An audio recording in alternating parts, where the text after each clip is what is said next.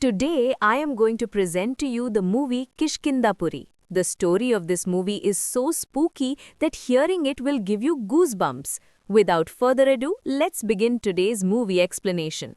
If you want to receive stories of such new movies regularly, then subscribe to our channel right now.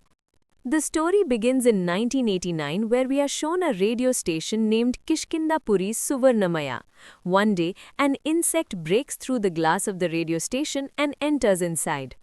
Right then, the sound of someone crying is heard. 5 men go down to a room to find the source of that sound. Suddenly, a sixth person falls in front of them from above in an injured state. After this, various kinds of supernatural or ghostly events begin to occur there. Suddenly, the radio turns on and a ghostly voice comes through the radio. The voice calls them by their names and says that they have requested to listen to a song. Then the door of that room closes automatically and it begins to fill with gas. When the door opens, it is seen that all 6 of them are dead. The insect that had entered the station at the beginning had pierced through their heads. Their corpses were arranged in a strange cross or swastika symbol. Here, the intro scene ends. The story then returns to the present. Here we are introduced to a group that takes people on ghost walking tours or visits to haunted places. There are mainly 3 members in this team: Maithili, Raghav and Sumit. Raghav's entry scene is quite spectacular. At a fair, due to a child's mistake, monkeys get agitated and start attacking people. Raghav then feeds the monkeys sugarcane and saves a baby monkey from a fire. This calms the monkeys down and they leave. Pleased by this incident, the local priest gives Raghav a bangle or kada of Lord Sri Rama for protection. Keep this bangle in mind because it will play an important role later. Anyway, after this, Sumit, Maithili and Raghav take their clients on a tour to a place called Nirbandha Nilayam. They had already set up fake scare tactics there beforehand, such as floating a bed in the air, playing ghostly sounds on speakers, showing fake EMF readings and dressing up as ghosts to scare people. Among the tourists was a man named Bihari who called himself a ghost hunter, but was actually very cowardly. He always suspected that this group was faking it and cheating people. The team selects a location for the next tour via a lottery, and that place was Suvarnamaya radio station. On this tour, they were accompanied by a little girl named Moksha, whom Raghav and Maithili looked after. Also with them were a couple, a girl, 2 train drivers and a man named Takki Honda Veerabhadra, who had come in the hope of meeting his dead wife's soul. Everyone arrived at the Suvarnamaya radio station in a van. There was a religious seal or stamp on the gate as if the place had been sealed off after a ritual. Raghav breaks the seal and lock with a trident and opens the door. As the audience, we realize that an evil spirit has awakened nearby from the direction of the railway tracks and has come to that location. Upon entering, Raghav starts telling a made-up ghost story about 2 sisters named Suvarna and Maya. While talking, they turn on the radio there. At first, nothing happens, but suddenly the radio turns on and the lights begin to flicker. The ghostly voice of that woman from 1989 comes through the radio. She announces the date August 9th, 1989, Wednesday. The voice welcomes everyone and announces the start of a rebroadcast. Finally, she says that everyone who has come here will be finished off. Veerabhadra thinks this might be his wife's voice, but the others realize that danger is imminent. Terrified, everyone runs outside only to see their van on fire. They somehow manage to escape from there and survive. The next morning, while their burnt van was being repaired at a garage, it fell over. Sumit was trembling with fear. A tea shopkeeper there got shocked on hearing the name Suvarnamaya radio station. He revealed that to this day, whoever has gone to that radio station has never returned alive. He advises them to bathe in turmeric water, burn the clothes they were wearing, and follow tantric rituals involving a pumpkin so that they might be protected, because it was clear that there truly is a terrifying power in that radio station. That night, the 2 train drivers who had joined the tour were driving a train. Suddenly, upon receiving a signal, they stopped the train. At that moment, an old beggar woman was seen at the engine window, asking for food. The drivers shuddered in fear because the engine window was very high up and it was impossible for any human to float up there. We clearly saw that the old woman was floating in the air. Just then, that ghostly woman's voice was heard again on their train's radio. The train drivers fled from there and the scene ends here. The next morning we see Raghav and Moksha together. Raghav notices that Moksha had brought a purse or wallet from that radio station. In fact, not just Moksha, but all the tourists had brought back something like small radios or other items as mementos or souvenirs from there. Just then, Bihari calls Raghav to inform him that the bodies of those two train drivers were found beside the railway tracks. Hearing this, Raghav immediately rushes to the scene. Upon arriving, he saw that the bodies were again arranged in such a way to form that strange cross or swastika symbol. The police had also arrived there. Raghav notices something strange in the soil but ignores it for the time being. After this, Raghav goes straight back to the radio station. There, he finds an old newspaper and some empty cylinders in a basement room, which likely once contained toxic nerve gas. The room downstairs also had strange symbols drawn on it, making it seem like something terrible had happened there in the past. He also finds an old flashlight there. The newspaper was from 1989, so Raghav goes to the library archives to search for papers from that time. He learns that this radio station had been destroyed and shut down. Raghav becomes convinced that the evil force pursuing them is connected to that voice on the radio and that something bad must have happened in the past. He also realizes that the swastika symbol drawn next to the bodies is not holy, but rather ominous. While Raghav was planning to solve this mystery, the radio they had brought home suddenly turned on. The same ghostly voice came through and said, "That night, 11 people came to the station. 2 are finished. The turn of the remaining 9 will also come." The next target was Taki Honda Virabhadra. Raghav finds out that Virabhadra is at a construction site. Raghav heads towards that site. Meanwhile, Virabhadra was in a drunken state. Since a noise was coming from the upper floor of the site, the manager sends him to check it. Upon going there, he senses something supernatural and sees a hanging red cloth. When he approaches the cloth, he almost falls down, but manages to steady himself. Suddenly, he sees his dead wife, who was hitting herself in the head with a hammer. Then that shadow screams and pushes Virabhadra. Virabhadra falls down and dies. Raghav arrives right at that moment but cannot save him. Even after his death, the same cross swastika symbol is formed with his blood. Terrified by this incident, Raghav goes to meet the mother of that tea shop boy. The elderly woman reveals that 35 years ago, some educated people of the village had built this radio station. A girl named Vedawati used to speak there. But a tragedy occurred. Vedawati committed suicide, and a few days later, the 6 founders of the station also died.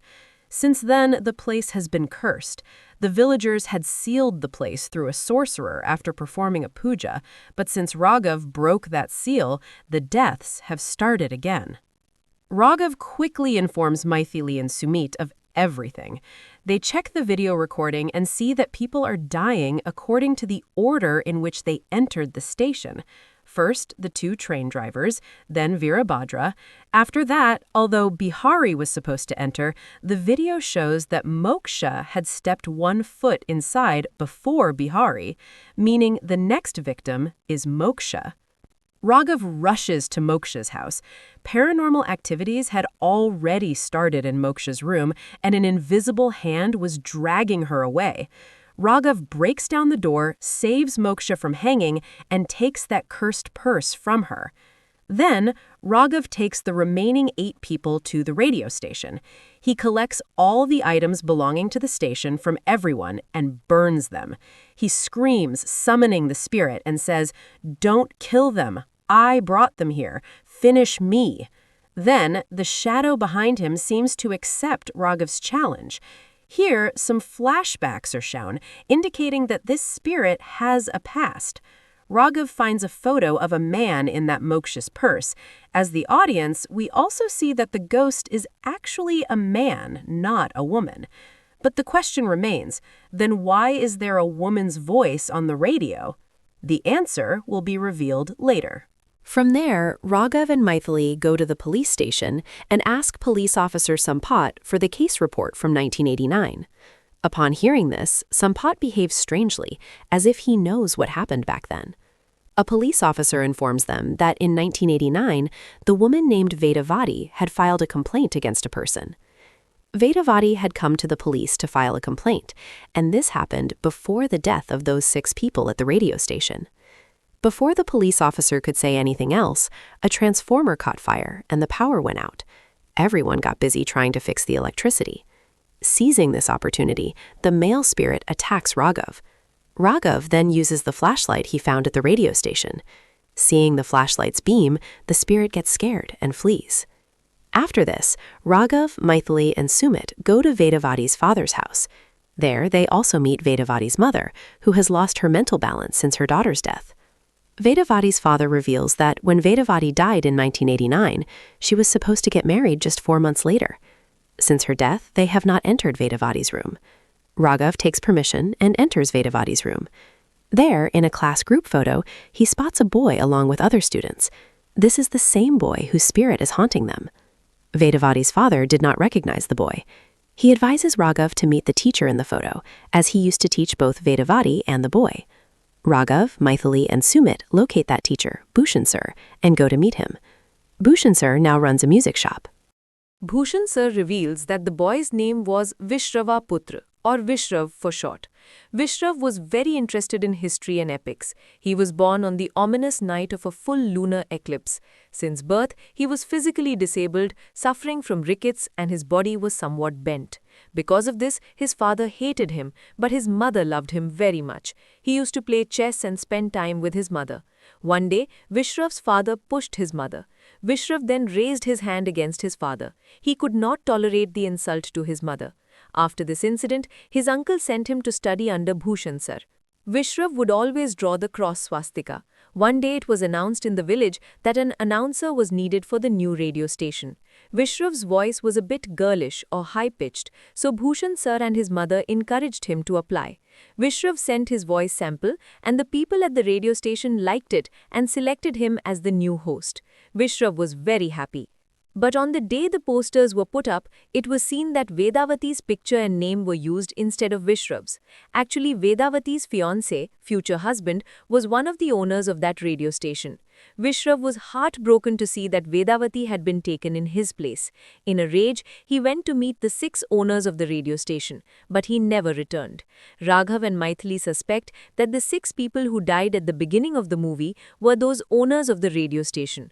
From here, the story takes a new turn. Raghav, Maithili, and Sumit head towards the radio station again. On the way, their car hits a dog. When they go to check on the dog, they realize the place is a cremation ground. There they find Bhushan Sir's grave. This means Bhushan Sir had already passed away. Then who had they just spoken to? Actually, they had spoken to Vishrav himself, who had taken Bhushan Sir's form and told them a fabricated story to make himself look good. But the real truth was something else. Suddenly, Vishrav's spirit attacks them. In the chaos, Maithili drops the flashlight she was holding and it breaks. The flashlight was their protective shield and now it was gone. They get into the car and try to escape. But Vishrav's voice comes through the car radio again, telling them they cannot escape. Suddenly, a truck crashes into their car. Maithili is critically injured in this accident. At the moment of the accident, Raghav has a flashback. In his childhood, while riding a scooter with his father, a truck had hit them too. Raghav was flung into a vegetable shop and survived, but his father died. Another person standing there had also died in that accident. Returning to the present, Raghav is very distraught seeing Maithili in the hospital. He promises Maithili that he won't let anything happen to her. Then Raghav starts wondering how much of the story told by Vishrav in the guise of Bhushan Sir was actually true. The investigation reveals that the poster for Vedavati's selection was put up on July 28, 1989. That same day, Vishrav went to the radio station and never returned, but the radio station owners died on August 9th. There is a gap of about 12 days between these two events. This means something terrible must have happened during these 12 days, which is why Vishrav's soul has become so vengeful. In the meantime, Vishrav's spirit arrives at the hospital and possesses Maithili. He makes Maithili say that Raghav surely has some divine protection, which is why he keeps surviving repeatedly. That protection is nothing other than Lord Ram's bangle or kada, which Raghav received from a priest at a fair at the beginning of the movie. Vishrav targets Maithili because Maithili is easily scared and she is Raghav's weakness. Maithili falls completely under Vishrav's control. When Raghav goes looking for Maithili, he finds her hanging from the roof of another ward. Maithili attacks Raghav, but Raghav quickly injects her with a sedative and knocks her unconscious. Seeing gas cylinders in the hospital, Raghav remembers that he had seen some toxic gas cylinders at the radio station as well. He investigates and finds out that these cylinders are supplied from a factory owned by a man named Surendra. Raghav goes to that factory. When Surendra's men attack him, he defeats them. Then he catches Surendra and scares him by leaking gas. To save his life, Surendra reveals the true story of 1989.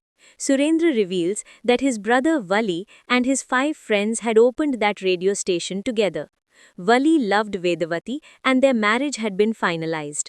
But Vishrav destroyed their lives. The real truth is, Vishrav was never selected as the radio voice. He had told a lie while in the guise of Bhushan sir. Vishrav was rejected at the audition and Vedavati was the one selected. Enraged by this insult, Vishrav went to the radio station and attacked Vedavati. He stripped Vedavati of her sari, wore it himself, and started fighting with the 6 owners in that state. The owners beat him up and captured him. Meanwhile, Vedavati ran to the village in a disrobed state, which was a matter of extreme shame for her. Unable to bear this scandal, Vedavati committed suicide a few days later.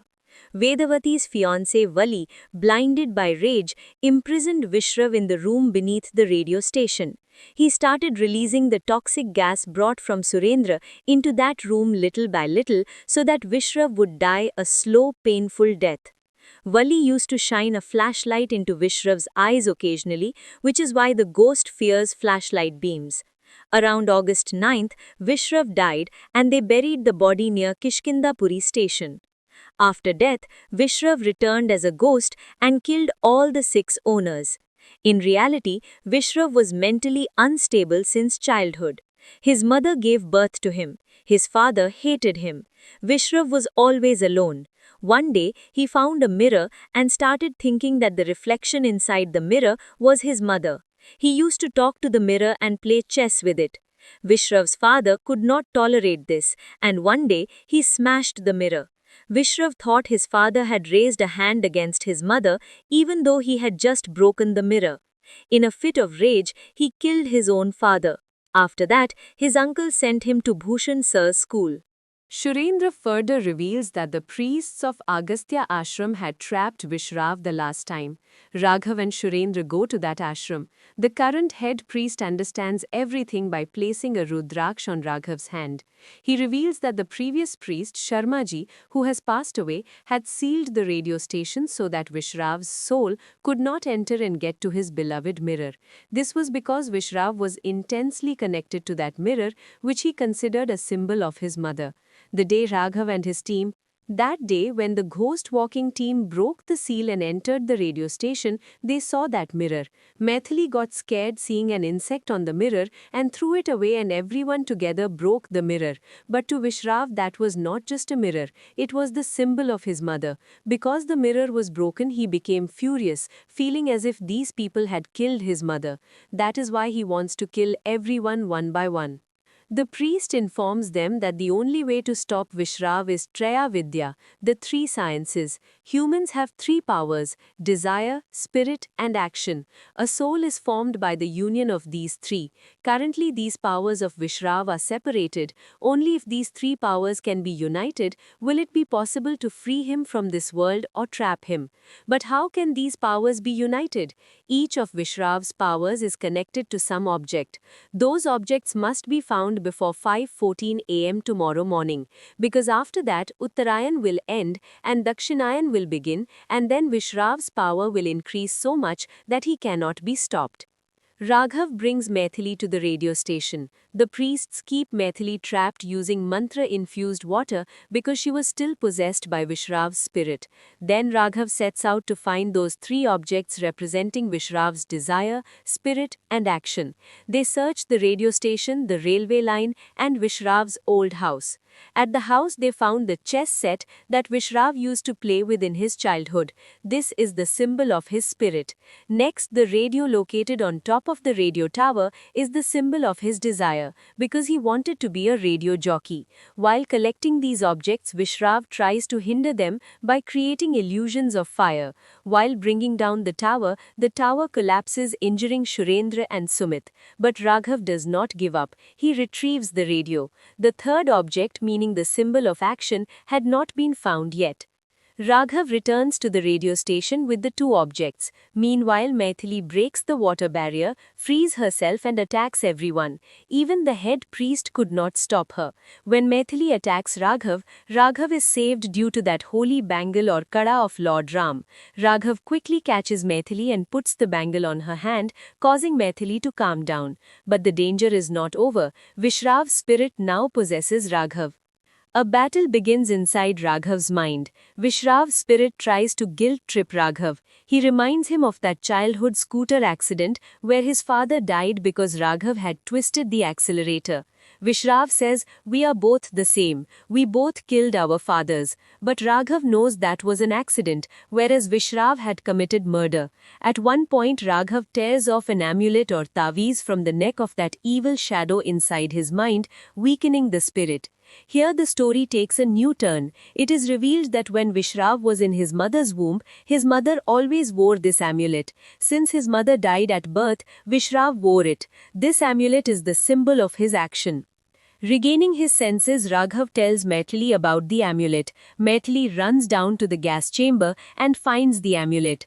The three objects are now in their hands. The priest throws them into the fire and begins the ritual. Then the tantric process starts. Vishrav's spirit is extracted from Raghav's body and trapped inside a shiny stone placed within a pot-like vessel, and the pot is sealed. Finally, everyone is safe. Vishrav's spirit is imprisoned. A few days later, Raghav and Maithili went on a trip for mental peace.